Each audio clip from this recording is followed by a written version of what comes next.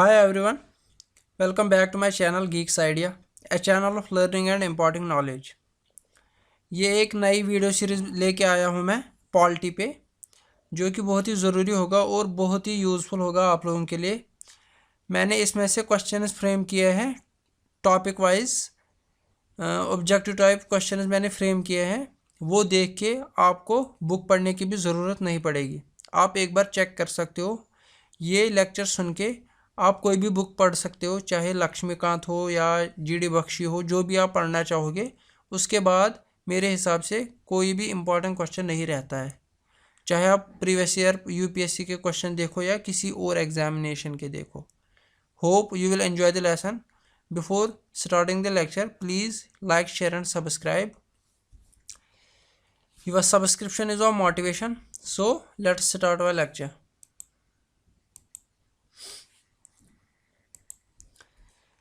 Name the first Governor General of Bengal. Governor general of Bengal सबसे पहले कौन था? Lord Baron Hastings. आपको मैं यहाँ पे थोड़े फैक्ट्स भी बताऊंगा। पहले होता था गवर्नर ऑफ बंगाल, फिर गवर्नर ऑफ बंगाल को चेंज किया गया, इसको बनाया गया गवर्नर जनरल ऑफ बंगाल। किसमें? एक्ट ऑफ 1773 से। यह है कुछ फैक्ट्स। इसके बाद क्वेश्चन नंबर सेकंड है,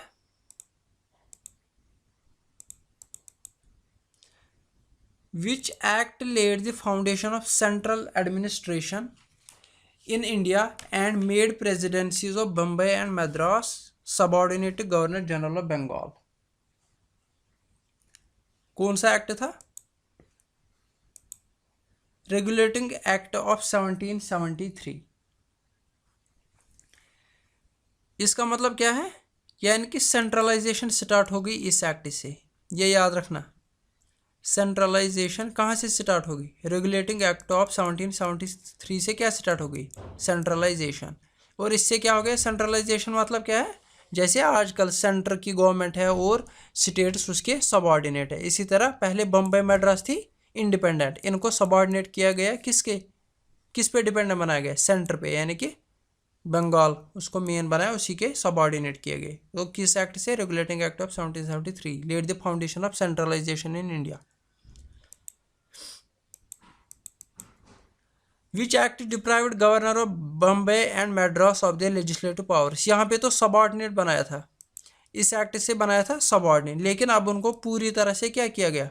deprived of the legislative powers. अब वो अपनी खुद की लेजिस्लेशन नहीं बना सकते थे अपने प्रोविंसेस में। अब उनको टोटली किस पे डिपेंडेंट बनाया गया? बंगाल पे, यानी कि गवर्नर जनरल ऑफ बंगाल पे उसको टोटली डिपेंडेंट बनाया गया। ये कौन सा एक्ट था?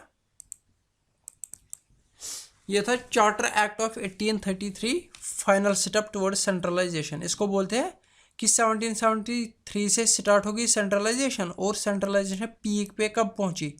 Charter act of 1833। चार्टर। इसके बाद दूसरा क्वेश्चन कौन सा है? Name the first governor general of India. यहाँ पे ध्यान रखना है गाइस, यहाँ पे है गवर्नर जनरल ऑफ बंगाल। तो गवर्नर जनरल ऑफ बंगाल को अब किस में चेंज किया गया? Governor general of India. पहले था गवर्नर ऑफ बंगाल, फिर बन गया गवर्नर जनरल ऑफ बंगाल, अब बन गया क्या? Governor general of India. वो कौन था? वो था लॉर्ड विलियम बेंटिक। ये किस एक्ट से बन गया लॉर्ड विलियम बेंटिक? ये बन गया चार्टर एक्ट ऑफ 1833 से। गवर्नर जनरल ऑफ बंगाल को कन्वर्ट किया गया किस में? GGB, governor general of Bengal बन गया जीजीआई, गवर्नर जनरल ऑफ इंडिया। किस एक्ट से? चार्टर एक्ट ऑफ 1833 से। होप आपको समझ आ रहा है, उतना ज़्यादा मुश्किल नहीं है, सिंपली याद रखना है। जो मैं फैक्ट्स बोल रहा हूँ उनको ध्यान से सुनो, बाकी आप कोई भी बुक पढ़ लो, उसके बाद आपको रियलाइज़ हो जाएगा कि these objectives are sufficient enough. Which act for the first time separated the legislative and executive functions of governor general? अभी तक क्या होता था? गवर्नर जनरल होता था, इसकी एक काउंसिल होती थी, इसकी एक काउंसिल होती थी, काउंसिल ऑफ फोर। पहले इसको, ये बहुत ही फेमस वर्ड है, council of four, council of four. फिर एक फोर कम भी किया गया था, एक चार में से एक कम किया गया था थ्री में। ये कब किया गया था? 1784 में, पिट्स एक्ट में। पिट्स एक्ट में चार से, पहले चार थे फिर तीन किए गए थे, यानी कि एक कम किया गया था। कब? 1784 में। फिर दोबारा ऐड किया गया एक एक करके, वो आगे देखेंगे। तो यहाँ पे क्वेश्चन क्या है, पहले काउंसिल होती थी लेकिन फिर इंडिया के प्रेशर की वजह से फिर अलग से बन गई क्या? लेजिस्लेटिव काउंसिल अलग से बन गई। लेजिस्लेटिव काउंसिल अलग बन गई और एग्जीक्यूटिव काउंसिल अलग रह गई। लेजिस्लेटिव काउंसिल भी बन गई और एग्जीक्यूटिव काउंसिल अलग रह गई। वही बोल रहे हैं यहाँ पे, विच act for the first time separated the legislative and executive functions of governor general council. Executive function और लेजिस्लेटिव फंक्शन सेपरेट किया गया किस एक्ट से? Charter act of 1853। Charter act of 1853। इसका मतलब ILCB लेजिस्लेटिव काउंसिल भी बनी होगी, जिसको बोला गया सेंट्रल लेजिस्लेटिव काउंसिल, या उसको बोलते थे इंडियन लेजिस्लेटिव काउंसिल। वो किससे बन गई? Charter act of 1853। होप आपको समझ आ रहा है। सारी की सारी दास्तान फैक्चुअल है, सिर्फ याद रखना है। याद रखने का तरीका क्या है? Revise the lecture. जितनी बार हो सके उतनी बार सुनो, क्योंकि दूसरे से सुनना ज़्यादा आसान रहता है और ज़्यादा याद रहता है। साइंटिफिकली प्रूवन है, you can check it out. The next question is, which act ended activities of EIC as a commercial body and became a purely administrative body? पहले EIC आई थी एज ए ट्रेडर, फिर आहिस्ता आहिस्ता से जब इन्होंने यहाँ पे देखा कि यहाँ पे आपस में ये लड़ रहे हैं, यहाँ पे हालत ख़राब है, कोई पॉलिटिकल सिस्टम नहीं है, कोई एडमिनिस्ट्रेशन नहीं है, तो इन्होंने रूल करना स्टार्ट किया। लेकिन फिर क्या हुआ, EIC और जो ब्रिटिश गवर्नमेंट थी, इनको आपस में पंगे होने लगे। पंगे क्यों होने लगे? EIC सिर्फ अपने लिए सारा फ़ायदा लेती थी और यहाँ पे इंडिया में भी बहुत सारी प्रॉब्लम्स हो रही थी पॉलिटिकली। तो फिर आहिस्ता आहिस्ता से EIC को कमर्शियली ख़त्म किया गया, क्योंकि करप्शन भी बहुत ज़्यादा थी, और इनको टोटली एडमिनिस्ट्रेटिव बॉडी बनाई गई। टोटली एडमिनिस्ट्रेटिव बॉडी बना दी गई। एक्चुअली क्या हुआ था, 1813 एक्ट एक था, इसमें पहले बोला गया था बॉडी को कि आप ट्रेड खाली चाइना के साथ कर सकते हो और सिर्फ टी में कर सकते हो। इन दो चीज़ों में इसको बोला गया था कि आप ट्रेड कर सकते हो, बाकी किसी और चीज़ में ट्रेड नहीं कर सकते। चाइना के साथ ट्रेड मोनोपोली है और टी में कर सकते हो। उसके बाद 1833 में उनको बोला गया कि आपके पास अब कोई पावर नहीं रहेगा एज ए कमर्शियल बॉडी, अब आप टोटली क्या हो? Administrative body. तो इनको टोटली एडमिनिस्ट्रेटिव बॉडी कब बनाया गया? चार्टर एक्ट 1833 में, चार्टर एक्ट ऑफ 1833। अगला क्वेश्चन है, which regulating act allowed for the establishment double government? Guys बहुत ज़रूरी क्वेश्चन है, बहुत ही ज़रूरी क्वेश्चन। डबल गवर्नमेंट का मतलब क्या था? कोर्ट ऑफ, पहले क्या होता था? पहले गवर्नर जनरल होता था और उसके साथ होती थी कौन सी? Executive council, executive council of four, executive council of four. फिर बनाया गया court of directors and board of control, and board of control. Double government है, डबल गवर्नमेंट इसी को बोलते हैं। कोर्ट ऑफ डायरेक्टर्स को बोला गया आप करोगे कमर्शियल एक्टिविटीज़, आप करोगे कमर्शियल एक्टिविटीज़। और बोर्ड ऑफ कंट्रोल को बोला गया आप civil, military and revenue system चलाओगे, यानी कि ये काम आप करोगे कमर्शियल एक्टिविटीज़, यानी कि बिजनेस कौन देखेगा? Court of directors. और बोर्ड ऑफ कंट्रोल क्या देखेगा? बोर्ड ऑफ कंट्रोल देखेगा civil matters, revenue matters and military matters. इसी को बोलते हैं डबल गवर्नमेंट। ये बोलना है, ये कब आया गया, ये कब लाया गया? ये आया गया Pitt's India act of 1784। Pitt's India act of 1784।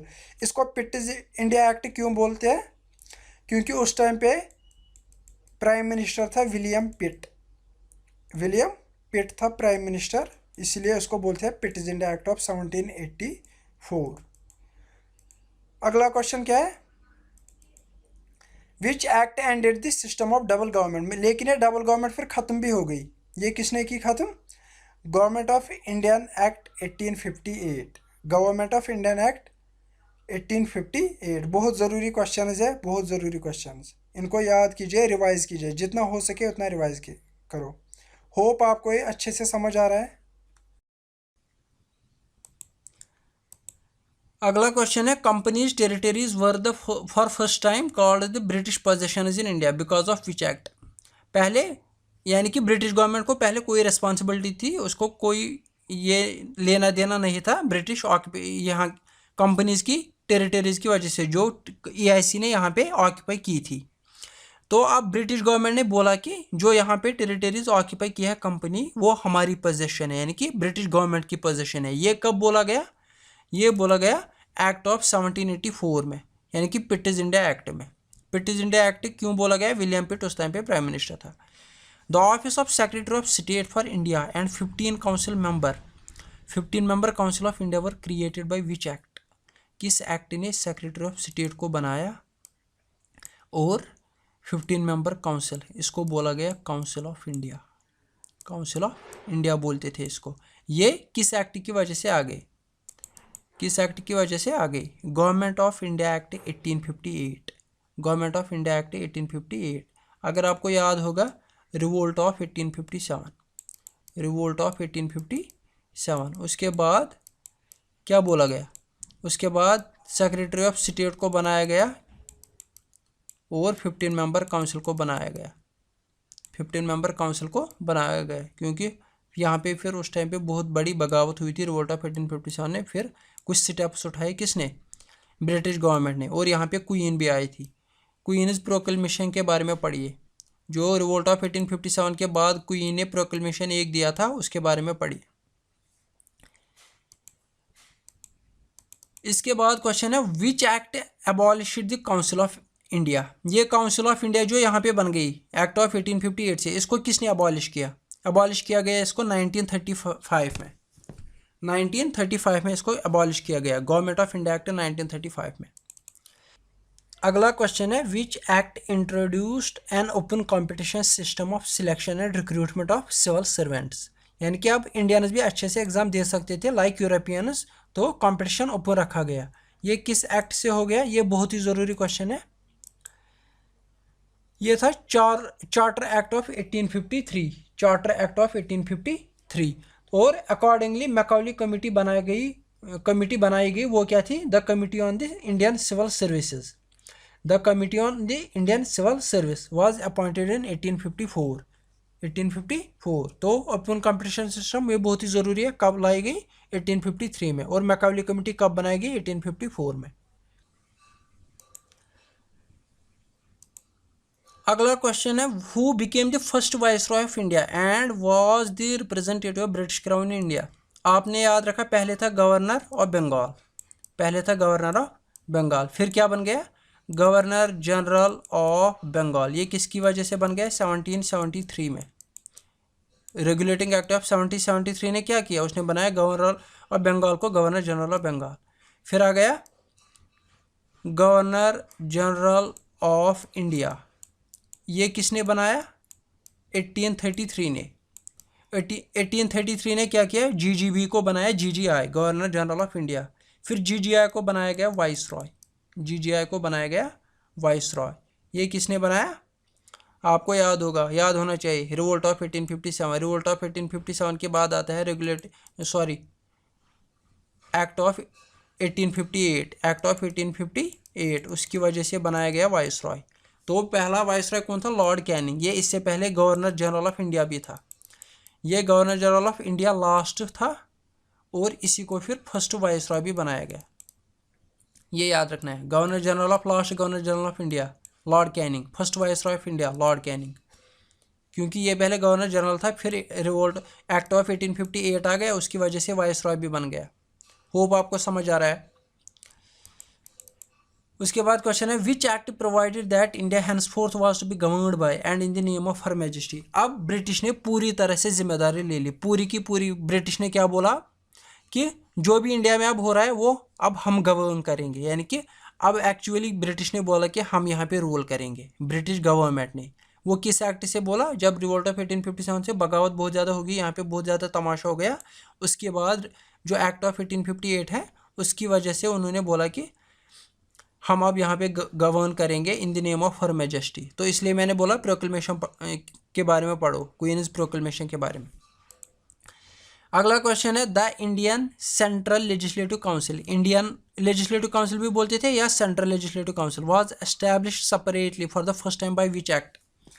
अभी मैंने बोला पहले होती थी खाली क्या, पहले होता था गवर्नर जनरल और उसके साथ होती थी council of four, council of four, उसको बोलते थे executive council, executive council of governor general. फिर आहिस्ता आहिस्ता से गवर्नर जनरल चेंज होता गया और अब वाइस रॉय बन गया, अब उसको बोलते थे वाइस रॉयज एग्जेक्टिव काउंसिल। तो ये कब बनाई गई, यानी कि इंडिया लेजिस्लेटिव काउंसिल कब एस्टैब्लिश की गई, ये कब बनाया था? हमने अभी पढ़ा था कि लेजिस्लेटिव और एग्जेक्टिव फंक्शंस कब सेपरेट किए गए थे, तभी हुआ था ये था act of 1853, charter act of 1853। अगला क्वेश्चन है which act is also known as the act for the good government of India? किस चीज़ को बोला गया good government of India, act for good government of India? याद होना चाहिए क्योंकि आंदोलन हो गया 1858, अब बोला गया यहाँ पे हम गुड गवर्नमेंट करेंगे, गवर्नमेंट ऑफ इंडिया एक्ट 1858। अगला क्वेश्चन है which was the last of the series of charter acts passed in British government? British ने कुछ चार्टर एक्ट्स दिए थे, ये थे बिटवीन 1793 एंड 1853। अब आपको यहाँ पे हिंट मिल गई कौन सा लास्ट होना चाहिए, लास्ट होना चाहिए फिर charter act of 1853, charter act of 1853, charter act of 1833 भी है, तो चार्टर एक्ट ऑफ 1853 लास्ट है इस सीरीज़ की। अगला क्वेश्चन है which act led the foundation for the establishment of supreme court at Calcutta? Supreme court बनाया गया कलकत्ता, ये किस एक्ट ने इसकी फाउंडेशन डाली? आंसर है रेगुलेटिंग एक्ट 1773, रेगुलेटिंग एक्ट 1773, इसी की वजह से सुप्रीम कोर्ट कलकत्ता में बन गया। कब? 1774 में। कलकत्ता में कब सुप्रीम कोर्ट बन गया? 1774। Which act introduce for the first time local representation? Guys बहुत ही जरूरी, बहुत जरूरी, बहुत जरूरी, for the first time local representation कब की गई? इंडियन लेजिस्लेटिव काउंसिल्स में, यानी कि लोकल रिप्रेजेंटेशन इंडियंस कब घुसने लगे? Charter act of 1853, charter act of 1853 में क्या हो गई? लोकल रिप्रेजेंटेशन, लोकल रिप्रेजेंटेशन, इससे क्या हो गया? जो 1853 में आईएलसी बन गई, Indian legislative council. Indian legislative पहले होती थी खाली एग्जेक्टिव काउंसिल, पहले होती थी एग्जेक्टिव काउंसिल, उसमें कौन होते थे?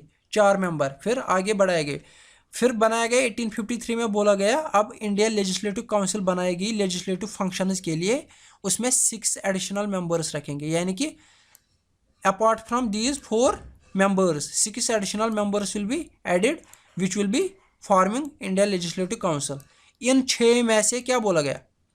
इन 6 में से 4 Indians, 4 members were appointed by local government of Madras, Bombay, Bengal and Agra. 6 में से 4 किस कौन नॉमिनेट करेगा? Local government of Madras, Bombay, Bengal, Agra, ये लोकल प्रोविंस चुनेंगे अपने 4 मेंबर, 6 में से 4 मेंबर। होप समझ आ रहा है? पहले एग्जीक्यूटिव काउंसिल थी, उसमें होते थे 4, फिर पिटिशन एक्ट में 1 कम किए गए, 3 ही रह गए, फिर 4 और कब किए गए, इसमें फिर 5वां भी ऐड हो गया, वो आगे देखेंगे। लेकिन इंडिया लेजिस्लेटिव काउंसिल 1853 में अलग से बनाई गई, इसमें 6 मेंबर बोला गया रहेंगे, लेकिन 6 में से 4 कौन रिप्रेजेंट करेगा? इंडियंस। तो ये 4 जो प्रोविंशियल थे लोकल गवर्नमेंट से, उन्होंने बोला हम क्या करेंगे? हम करेंगे अपॉइंट, हम करेंगे अपॉइंट अपने 4 मेंबर। होप समझ आ रहा है? Which act initiated the process of decentralisation in Indian administration? Centralisation किसने स्टार्ट की थी? सेंट्रलाइजेशन हो गई थी स्टार्ट कब? 1773 में, और ये सेंट्रलाइजेशन पीक पे कब पहुंची थी? 1833 में। और अब बोल रहे हैं डिसेंट्रलाइजेशन कब स्टार्ट हो गई, यानी कि सेंट्रलाइजेशन खत्म होने लगी अब आहिस्ता आहिस्ता, यानी कि डिसेंट्रलाइजेशन की तरफ स्टेप उठा। कब उठा? यह है 1861, इनको बोलते हैं Indian councils act, Indian councils act कौन कौन सा है? Indian councils act of 1861, Indian councils act of 1892, Indian councils act of 1909, इनको बोलते हैं इंडियन काउंसिल्स एक्ट। तो गाइस मुझे उम्मीद है कि आपको मज़ा आ रहा है और आसान लग रहा है। बुक पढ़ोगे वहाँ पे देखो कितना कन्फ्यूजन हो रहा है। Which act provided that the viceroy should nominate some Indians as non official members to legislative council. अभी तक क्या पढ़ा हमने कि 1853 ने बोला कि इंडियन प्रोविंशियल गवर्नमेंट्स ये करेंगे अपॉइंट 6 में से 4, लेकिन अब बोला गया viceroy should nominate some Indians as non official members, यानी कि अब आईएलसी में कौन रहेंगे? अब आईएलसी में रहेंगे ऑफिशियल और नॉन ऑफिशियल मेंबर्स। ये नॉन ऑफिशियल किसने ऐड किया, किसने बोला ये रखना चाहिए? कौन सा एक्ट था ये? Indian councils act of 1861, Indian councils act of 1861। तो पहले किन को चुना गया? Non official members Raja of Banaras, Maharaja of Patiala, sir Dinkar Rao. 1862 में इनको चुना गया। 1862 में इनको इंडिया लेजिस्लेटिव काउंसिल में क्या अपॉइंट किया गया? नॉमिनेट किया गया एज नॉन ऑफिशियल मेंबर्स। किस किस को? Raja of Banaras, Maharaja of Patiala, sir Dinkar Rao. Hope factual information आपको समझ आ रही है without any confusion. Which act gave recognition to portfolio system? Guys बहुत ज़रूरी है। कैबिनेट सिस्टम या पोर्टफोलियो सिस्टम किस एक्ट ने इंट्रोड्यूस किया? ये एक्चुअली किसने शुरू किया था? लॉर्ड कैनिंग ने। पोर्टफोलियो सिस्टम किसने दिया था? लॉर्ड कैनिंग ने। लेकिन किस एक्ट की वजह से ये फिर आ गया इंडियन पॉलिटी में, इंडियन एडमिनिस्ट्रेशन में? वो था act of Indian councils act of 1861, Indian councils act of 1861। तो ये बहुत ज़रूरी है इंडियन काउंसिल्स एक्ट ऑफ 1861 से रिलेटेड। डिसेंट्रलाइजेशन बहुत ज़रूरी है और पोर्टफोलियो सिस्टम बहुत ज़रूरी है। नॉन ऑफिशियल मेंबर्स भी याद रखो। विच act is separated for the first time provincial budget from central budget? Okay, अब होता था सेंट्रल बजट और प्रोविंशियल बजट एक ही होता था। पहले एक ही बजट होता था, अब बोला गया यानी कि प्रोविंसेस के लिए भी एक ही बजट बनाता था। अब प्रोविंसेस को बोला गया आप अलग से बजट बनाओ, सेंटर को बोला गया हम अलग से बजट बनाएंगे। ये कब हो गया? ये हो गया गवर्नमेंट ऑफ इंडिया एक्ट 1919 से, जो गवर्नमेंट ऑफ इंडिया एक्ट 1919 से। गाइस कमेंट सेक्शन में लिखिए गवर्नमेंट ऑफ इंडिया एक्ट का दूसरा नाम क्या है। अगला क्वेश्चन क्या है? Which act provided for the establishment of RBI and A federal court? Federal court कब सेटअप किया गया? 1937 में। तो लेकिन किस एक्ट ने आरबीआई और फेडरल कोर्ट की एस्टेब्लिशमेंट डाली, इसकी फाउंडेशन डाली, यानी कि किस एक्ट में इसकी बात की गई? हाँ, हम RBI, reserve bank of India और फेडरल कोर्ट बनाएंगे। वो था government of India act 1935, government of India act 1935। अगला क्वेश्चन है which act gave the legislative council the power of discussing budget? Power of discussing budget. पहले क्या होता था? जो एग्जीक्यूटिव काउंसिल होती थी, अब वाइस रॉय या गवर्नर जनरल, एग्जीक्यूटिव काउंसिल जो होती थी वही बजट के बारे में सब कुछ काम करती थी। अब लेजिस्लेटिव काउंसिल को बोला गया यू कैन डिस्कस, और कुछ नहीं, रेजोल्यूशन पास नहीं कर सकती, बाकी कुछ नहीं, खाली डिस्कस कर सकते हो। तो ये एक्ट कौन था? Indian council act of 1892। अगला क्वेश्चन है which act provided for the nomination of some non-official members of central legislative council and that of provincial legislative councils on the recommendation of certain bodies? ये याद रखना है। on the recommendation of certain bodies like Bengal Chamber of Commerce। 1853 ने क्या किया था? 1853 ने किया था लेजिस्लेटिव फंक्शन अलग और एग्जीक्यूटिव फंक्शन अलग। जब लेजिस्लेटिव फंक्शन अलग किया गया तो आईएलसी बनाया गया। आईएलसी में फिर बोला गया इसमें से 6 एडिशनल मेंबर रखने चाहिए, जिनमें से 4 इंडियंस होंगे। फिर बोला गया कुछ इंडियंस को नॉन ऑफिशियल बनाओ। अब बोल रहा है कि इन नॉन ऑफिशियल में से रिकमेंडेशन कौन करेगा? नॉन ऑफिशियल में से सब मेंबर्स चुने जाएंगे। किस बुनियाद पे? Recommendation of certain bodies like Bengal chamber of commerce, district boards, municipalities, यानी कि ये जो बॉडीज़ है Bengal chamber of commerce, district boards, municipality, ये रिकमेंड करेंगे कुछ नॉन ऑफिशियल मेंबर्स। ये किस एक्ट की वजह से पास हुआ? ये भी इंडियन काउंसिल्स एक्ट ऑफ 1892 में बोला गया कि रिकमेंडेशन ऑफ सर्टेन बॉडीज माना जाएगा। Which act made a limited and indirect provision for the use of election? Guys election के बारे में क्वेश्चन आया है कि इलेक्शन कब इंट्रोड्यूस किया गया पहली बार, इलेक्शन कब इंट्रोड्यूस किया गया पहली बार। लेकिन यहाँ पे क्या है? Limited and indirect provision for the use of election, for the use of election in filing of some of non official seats. ये इससे रिलेटेड है, यानी कि नॉन ऑफिशियल सीट, कुछ नॉन ऑफिशियल मेंबर्स चुनने थे, उसके लिए कुछ limited and indirect provision use किया गया। Limited and indirect provision use किया गया, यानी कि मतलब क्या किया गया? Recommendation on the recommendation of certain bodies, यानी कि कुछ बॉडीज रिकमेंड करेंगे। वो भी तो इलेक्शन, एक टाइप का इलेक्शन ही होता है। जब कोई रिकमेंड करेगा, बंगाल चैम्बर ऑफ कॉमर्स या डिस्ट्रिक्ट बोर्ड या म्यूनसिपलिटीज़ में जैसे होता है, जैसे अभी भी होता है, म्यूनसिपलिटीज़ में चुने जाते हैं रिकमेंडेशन की बुनियाद पे, वो भी ए टाइप ऑफ इलेक्शन होता है। लेकिन ये क्या बोल रहे हैं यहाँ पे? ये लिमिटेड एंड इनडायरेक्ट प्रोविजन था। इनडायरेक्ट प्रोविजन मतलब इलेक्शन का वर्ड भी यूज़ नहीं किया गया था इस पे, इलेक्शन का वर्ड भी यूज़ नहीं हुआ था यहाँ पे।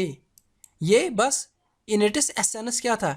An indirect provision for the use of election. ये कब हुआ था? ये ध्यान रखना guys, Indian councils act of 1892। यहाँ पे ध्यान रखना कि वर्ड ऑफ इलेक्शन नहीं यूज़ किया गया था, लेकिन in it is essence it was a type of election, it was a type of election. क्यों? क्योंकि रिकमेंड कर रहे थे कौन? कुछ बॉडीज रिकमेंड कर रही थी, यानी कि खुद से नहीं आ रहे थे, कोई बॉडी उनको चुन रही थी।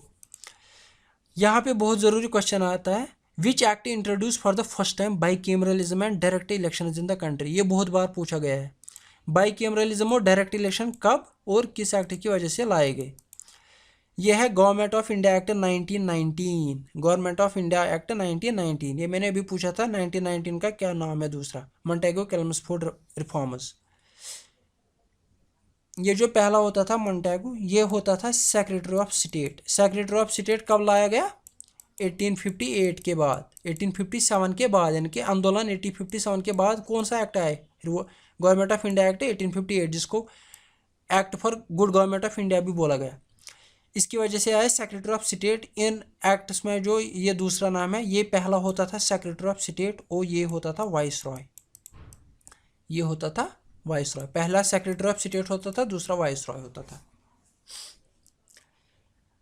अगला क्वेश्चन देखते हैं, which act added a fourth member in the executive council of governor general? मैंने ये भी बोला था, पिट्स एक्ट में क्या हुआ? पहले 1773 में executive council, executive governor general होता था और एग्जीक्यूटिव काउंसिल ऑफ 4। फिर पिट्स एक्ट में 1784 में 3 बोले गए, यानी कि एक कम किया गया। अब चौथा मेंबर ऐड किया गया फिर से, अब चौथा मेंबर ऐड किया गया फिर से, उसको बोला गया आप रहोगे एज ए लॉ मेंबर, आप रहोगे एज ए लॉ मेंबर। ये अलग अपनी पॉलिटिक्स होती थी इनकी एग्जीक्यूटिव काउंसिल की, यानी कि गवर्नर जनरल ज़्यादा क्या रहना चाहता था? इंडिपेंडेंट। वो किसी को आंसरेबल नहीं रहना चाहता था, वो चाहता था जो मैं कर लूँ खुद ही कर लूँ। इसलिए यहाँ पे ऐड हो जाता था, कभी कम हो जाता था, अपनी पॉलिटिक्स चल रही थी इनकी। गवर्नर जनरल चाहता था कि मैं सारे डिसीजन खुद ले लूँ। तो लॉ मेंबर कब ऐड किया गया, किस एक्ट की वजह से? Charter act of 1833, charter act of 1833।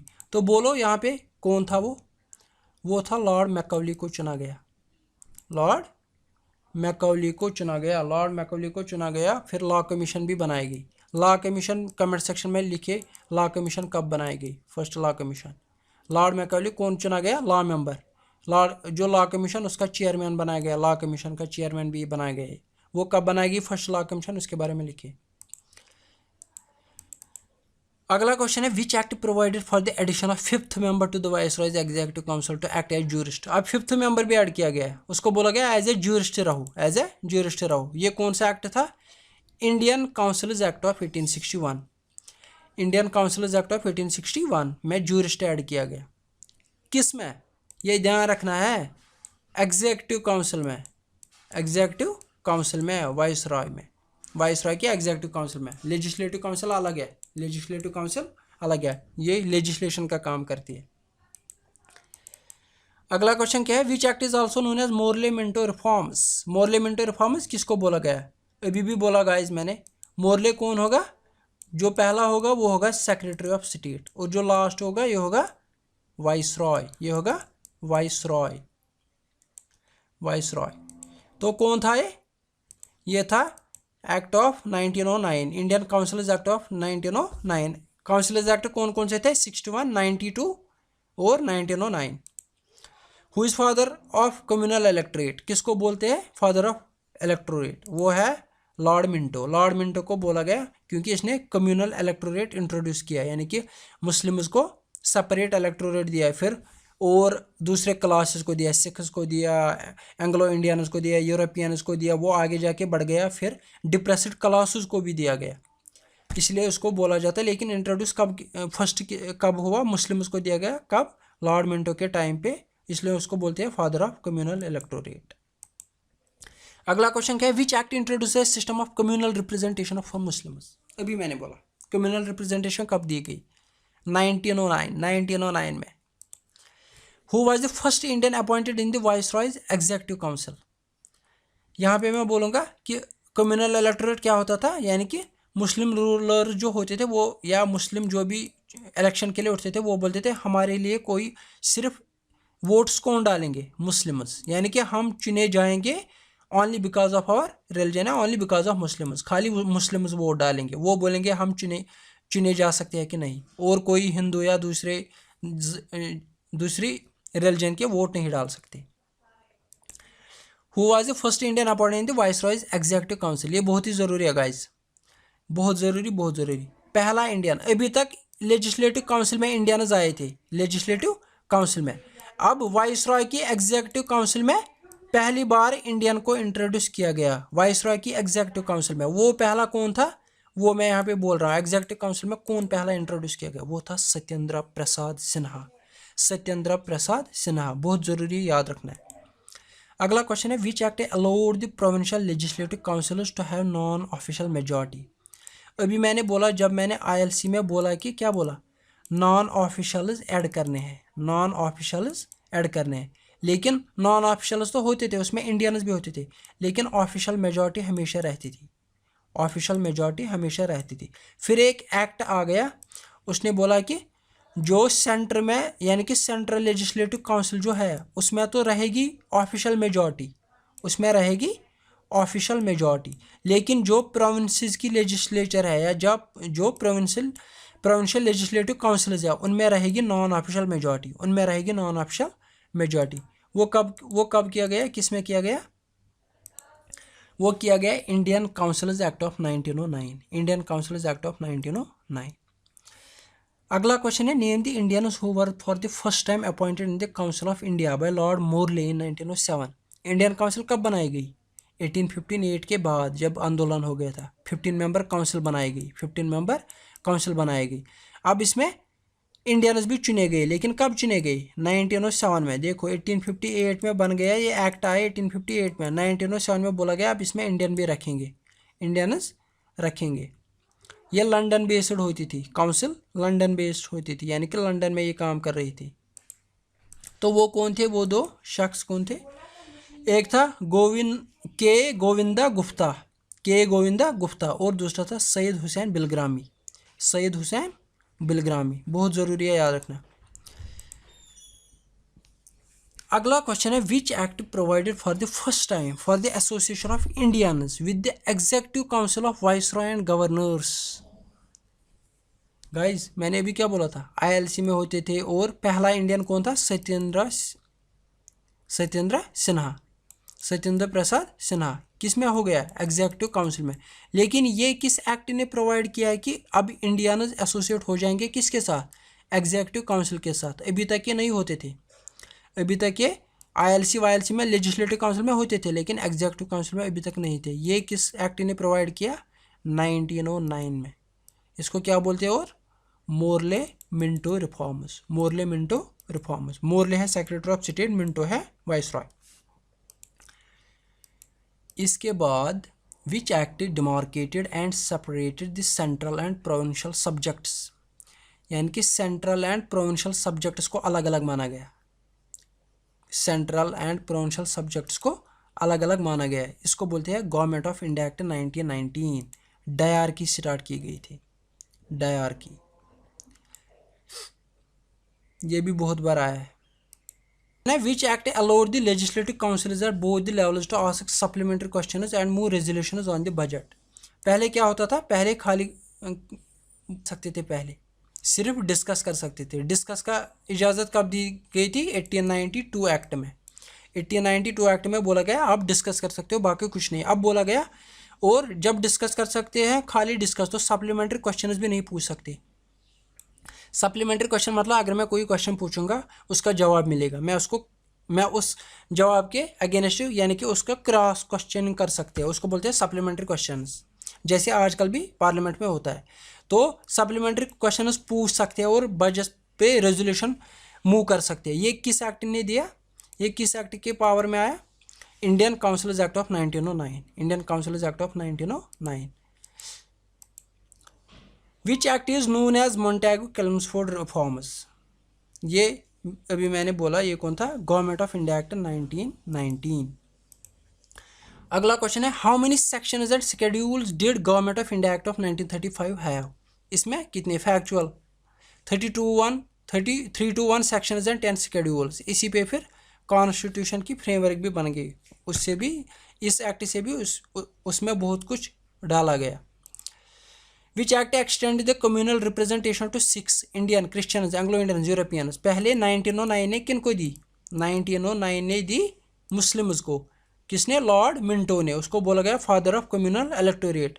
अब किन किन को दी गई? Sikhs, Indian Christians, Anglo Europeans extend किया गया। किस एक्ट की वजह से? 1919 की वजह से। इसका दूसरा नाम क्या है वो लिखो कमेंट सेक्शन में। Which act extended the communal representation to depressed classes? Depressed class मतलब scheduled castes, women, labor। ये B.R. अम्बेडकर और गांधी जी के बीच ये भी एक लड़ाई थी कि डिप्रेस्ड क्लास को कम्युनल रिप्रेजेंटेशन दी जाए, क्योंकि बहुत बुरी हालत थी डिप्रेस्ड क्लासेस की। तो ये किसने दिया? गवर्नमेंट ऑफ इंडिया एक्ट 1935 ने। इसने किया किनको? वुमेन, लेबर और डिप्रेस्ड क्लास को। Which act provided a limited franchise? Franchise मतलब right to vote on the basis of property, tax और education। पहली बार इलेक्शन कब लाए गए? ये हमने अभी पढ़ा कि पहली बार इलेक्शंस कब लाए गए और बाई कैमरलिज्म कब लाया गया। इलेक्शन एंड बाई कैमरलिज्म कब लाया गया? अब बोल रहा है वो कब लाया गया? 1919 में। बाई कैमरलिज्म और डायरेक्ट इलेक्शन कब लाया गया? 1990 में। अब बोल रहा है limited franchise on the basis of property, tax and education, वो कब किया गया? 1919 में। 1919 में, यानी कि इलेक्शन तो लाए गए लेकिन limited on the basis of किस पे दिया गया? Property, tax, education. कब? 1919 में। 1919 में ही डायरेक्ट इलेक्शन पहली बार दिए गए लेकिन लिमिटेड थे वो, on the basis of property, tax और एजुकेशन। अगला क्वेश्चन है introduce the dual scheme of governance known as dyarchy. Dyarchy का मतलब क्या है? सेंट्रल, अभी हमने पढ़ा कि किस एक्ट ने सेंट्रल एंड प्रोविंशियल सब्जेक्ट्स को अलग अलग किया है। सेंट्रल के सब्जेक्ट्स अलग बोले गए, प्रोविंसेस के सब्जेक्ट्स अलग बोले गए। फिर प्रोविंसेस के सब्जेक्ट्स को दो पार्ट्स में किया गया, transferred subjects and reserved subjects. Transfer subjects में क्या होता था? इनको एडमिनिस्टर करता था एक गवर्नर प्लस इसके मिनिस्टर्स, जो इसके मिनिस्टर्स होते थे, गवर्नर प्लस मिनिस्टर्स करते थे। लेकिन ये थे लेजिस्लेटिव काउंसिल को क्या रिस्पॉन्सिबल, ये होते थे लेजिस्लेटिव, जो ट्रांसफर सब्जेक्ट्स होते थे ये होते थे, कौन एडमिनिस्टर करता था? गवर्नर प्लस उसके मिनिस्टर। लेकिन ये रेस्पॉन्सिबल होते थे इनके लिए, इनको जवाब देना पड़ता था किसको? लेजिस्लेटिव काउंसिल को। लेकिन रिजर्व सब्जेक्ट्स में कुछ थे, इसमें कुछ सब्जेक्ट्स ऐसे थे जिसपे गवर्नर और उसके मिनिस्टर एडमिनिस्ट्रेशन करते थे, लेकिन not responsible to the legislative council. Legislative council को जवाब देना नहीं पड़ता था, लेजिस्लेटिव काउंसिल को जवाब देना नहीं पड़ता था। फिर ये लेटर ख़त्म किया गया, डायर की भी लेटर ख़त्म की गई। अगला क्वेश्चन क्या है? अगला क्वेश्चन है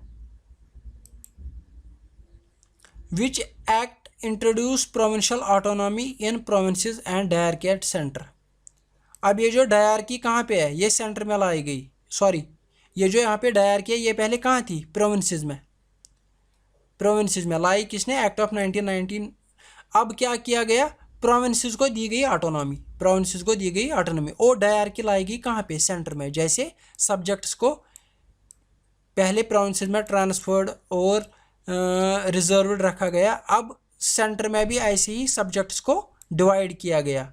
ये किस एक्ट ने लाया, ये लाया 1935 ने, government of India act 1935। Which act provided for the creation of new office of high commissioner for India in London. Office of high commissioner बनाया गया लंदन में, कौन, 1919 एक्ट था, उसकी वजह से लाया गया office of high commissioner for India in London.